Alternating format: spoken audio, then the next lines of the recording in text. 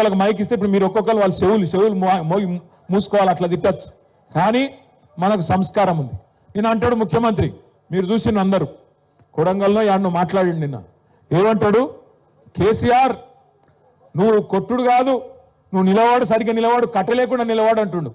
ఒక 71 ఏళ్ల పెద్ద మనిషిని పట్టుకొని సంస్కారం లేని ముఖ్యమంత్రి గారు ఏమంటున్నాడు, కట్ట పట్టుకొని నిలవాడు అంటుండు. నేను చెప్తున్నా ముఖ్యమంత్రికి, రేవంత్ రెడ్డి గారు నీకు సంస్కారం లేకపోవచ్చు, కానీ ఒక్కటి గుర్తుపెట్టుకో, కేసీఆర్ ఆయన నిలబడు కాదు, 4 కోట్ల తెలంగాణ ప్రజల ఆత్మగౌరవాన్ని నిలబెట్టిన వాడు కేసీఆర్. తెలంగాణ అనే రాష్ట్రాన్ని ఏర్పాటు చేసి దేశం ముందు సమున్నతంగా నిలబెట్టిన వాడు కేసీఆర్. అందుకే మా చెల్లె రజని ఒక మాట అన్నది నిన్న, నాకు బాగా నచ్చింది.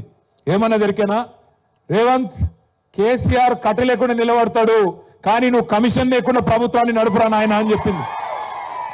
కమిషన్ తీసుకోకుండా ప్రభుత్వాన్ని నడుపు దమ్ముంటే ఆయన కట్ట లేకుండా కాదు మంచిగా నిలబడతాడు. ఆయన కొడితే ఎట్లుంటుందో నువ్వు కాదు, నీ పాత గురువు గారిని అడుగు, చెప్తాడు కొడితే ఎట్లుంటుందో.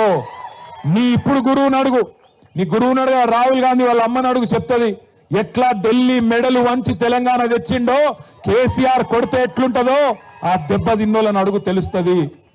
ఆయన నాకు తెలియక అడుగుతా, ఈయనకు కేసీఆర్కి ఏమైనా పోలికున్నది అసలు? కేసీఆర్ ఏమో హిస్టరీ, కేసీఆర్ అంటే హిస్టరీ, రేవంత్ రెడ్డి అంటే లాటరీ.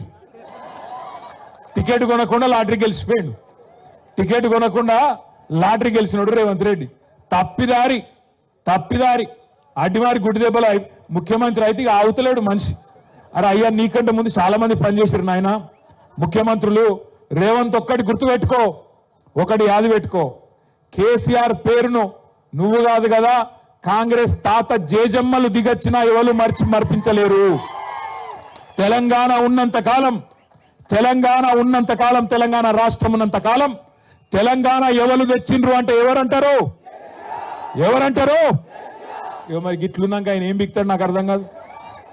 నేనేమంటున్నా, మాటలు మస్తుగా చెప్పచ్చు రేవంత్ రెడ్డి లెక్క, నేను కూడా నరకచ్చు. అంబేద్కర్ అభయహస్తం అని పెడతా, కేసీఆర్ దళిత బంధు పెట్టి 10 లక్షలే ఇచ్చిండు, నేను 12 లక్షలు ఇస్తా అన్నాడు. ఇచ్చినవా ఒక్కలకన్నా? పడ్డాయా ఎక్కడన్నా టకీమని పడ్డాయా? బీసీ డిక్లరేషన్ అన్నాడు, 20,000 కోట్లు ఇస్తా అన్నాడు బీసీలకు సంవత్సరానికి, మొత్తం 1,00,000 కోట్లు ఇస్తా అన్నాడు బీసీలకు. పడ్డాయా? టకీ అంటుందా ఎక్కడన్నా? టకీ లేదు. అందుకే అంటున్నా రేవంత్ రెడ్డి, ఇక తిట్ల పురాణం బంద్ చేయి. సంవత్సరం దాటిపోయింది, నీ హనీమూన్ పీరియడ్ కూడా అయిపోయింది. హనీమూన్ పీరియడ్ అంటే ఏంటంటే, లగ్గం చేసుకున్నాక మొదటి 10-12 నెలలు లగ్గం చేసుకున్నాక పిల్లకు పిల్లగానికి బాగా ఒకళ్ళ మీద వాళ్ళకి మోజు ఉంటుంది కాబట్టి దాన్ని హనీమూన్ పీరియడ్ అంటారు. గట్లనే రేవంత్ రెడ్డి కూడా కొత్తగా ముఖ్యమంత్రి అయింది కాబట్టి ఏమైనా చేస్తాడేమో, ఏమైనా ఇస్తాడేమో అని అనుకున్నారు. ఇప్పుడు అది ఒడిసిపోయింది. ఈ కాడి నుంచి నీకు సినిమా ఉన్నది ముంగట. నేను అంటున్నా రేవంత్ రెడ్డిని అసెంబ్లీకి రా కేసీఆర్ అంటుండు. అరే నేను రేవంత్ రెడ్డిని అడుగుతున్నా, అసెంబ్లీకి రాగాదు, నీకు దమ్ముంటే రేవంత్ రెడ్డి నువ్వు లగచర్లకు రా, నీ సంగతి ఎందుకు కొడంగల్లో చెప్తారు. నువ్వు దమ్ముంటే నువ్వు రా లగచర్లకు, సెక్యూరిటీ లేకుండా రారాబోయే నేను కూడా చూస్తా.